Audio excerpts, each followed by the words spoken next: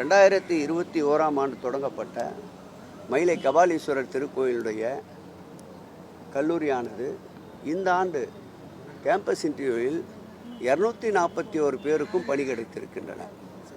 அதில் பார்த்தால் கிட்டத்தட்ட 35,000 40,000 என்ற அளவிற்கு மாத ஊதியமாக டியூசிஎஸ் போன்ற பல பள்ளிகள் எடுத்துக்கொள்ளப்பட்டிருக்கின்றன. இந்து சமய அறநிலையத்துறையின் சார்பில் செயல்படுகின்ற பள்ளி கல்லூரிகளின் எண்ணிக்கை, பள்ளி மற்றும் உயர்நிலைப் பள்ளிகளுடைய எண்ணிக்கை 25.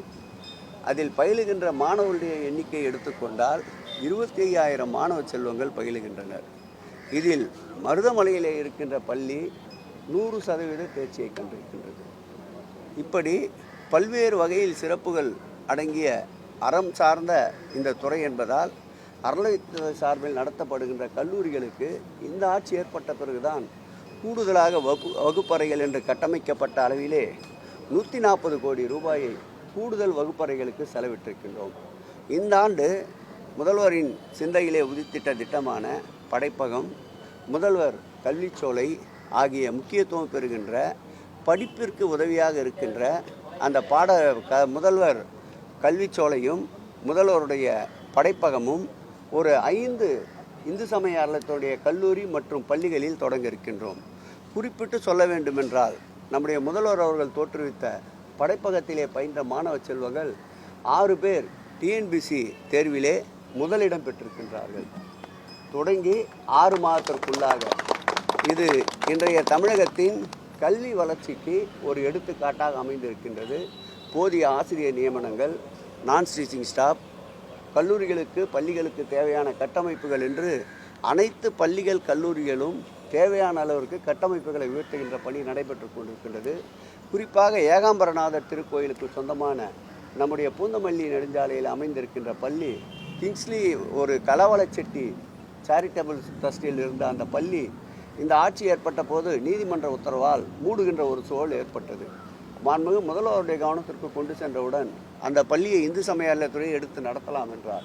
நாங்கள் அந்த பள்ளியை எடுக்கின்ற பொழுது 705 பிள்ளைகள் தான் இருந்தார்கள். இப்பொழுது அந்த பள்ளியில் 1150 பிள்ளைகள் படிக்கின்றார்கள்.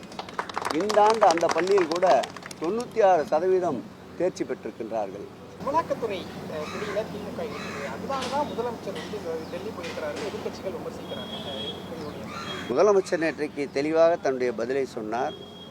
நான் பிடிப்பது வெள்ளக்குடையும் அல்ல, காவி குடையும் இல்லை என்று. எங்கள் முதல்வரும் என்னாலும் தூக்கி நிறுத்தி பிடிப்பது உரிமை குரல். அந்த உரிமை குரலுக்கு என்னாலும் பங்கம் வராமல் ஒட்டுமொத்த இந்தியாவினுடைய ஒன்றியத்துடைய இரும்பு மனிதர் என்று போற்றப்படுகின்ற மாண்புமிகு முதல்வர் அவர்கள் டெல்லியிலே அமர்ந்தே இந்த பதிலை சொன்னார் என்றால் அவருடைய உறுதி எப்படி இருக்கும் என்பதை நினைத்து பாருங்கள். உறவுக்கு கை கொடுப்போம், உரிமைக்கு குரல் கொடுப்போம். கலைஞரின் தாரக மந்திரத்தை நெஞ்சிலே நிமிர்ந்து நிற்பவர் இருவர்ண கொடியோடு பீடு நடை போடுவார். முதலமைச்சர் டெல்லி சென்று இருப்பதாக பாஜகவினுடைய மூத்த தலைவர் தமிழிசை பேசியிருக்காங்க. தமிழிசைக்கு பேசுவதற்கு ஒன்றுமே கிடைக்கவில்லை. அவர் இப்படி ஏதாவது ஒன்று பேசிக்கொண்டு அங்கே ஒரு அங்கீகாரம் பெற நினைக்கின்றார். தமிழிசைக்கு ஒரு சவாலாக சொல்லுகிறேன், இவ்வளவு ஆற்றல் படைத்தவர், இப்படியெல்லாம் பேசக்கூடிய வல்லமை படைத்தவர் சென்னையில் ஏதாவது ஒரு சட்டமன்ற தொகுதியிலே போட்டியிட்டு வெற்றி பெற்று காட்டட்டும். தொடர்ந்து அவருக்கு தோல்வியை தந்து கொண்டிருப்பது திராவிட முன்னேற்றக் கழகம். அவர் சட்டப்பேரவைக்கு நின்றாலும் அவரை புறமுதுகோட்டோடு செய்தது திராவிட முன்னேற்றக் கழகம். நாடாளுமன்றத்தில் நின்றாலும் புறமுதுகோட்டோடு செய்தது திராவிட முன்னேற்றக் கழகம்.